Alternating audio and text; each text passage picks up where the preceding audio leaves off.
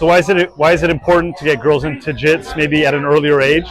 Yeah, so one is going to be body awareness for sure, like learning how to move your body, learning how to, like your arms, your legs, and your neck and everything, how everything's connected. It never hurts to start that early.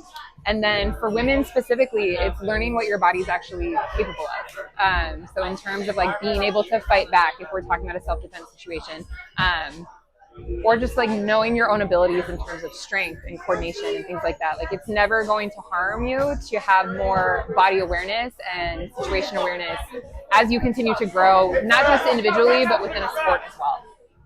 You were saying that you got started by like coercion. They just threw you in the mats and made you do it, and you saw that it was fun. Yeah, so my sister has been training for like about 2 years longer than I have. She's a black belt now, but she... Can you beat her up?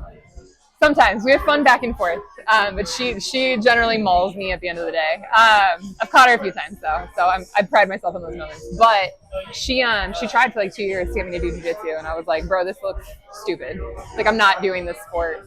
She finally convinced me. I went to an open mat one day. I got the shit kicked out of me, but it was like the best time I've ever had in my life, and I was hooked. I started training pretty much every day after that.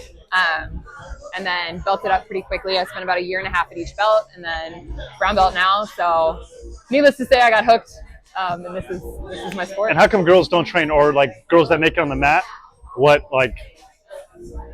causes them to get off the mat, and like how can that be alleviated? Yeah, so a lot of that depends on the environment that they're in. Like there was a moment where I almost quit as a blue belt because I hated where I was.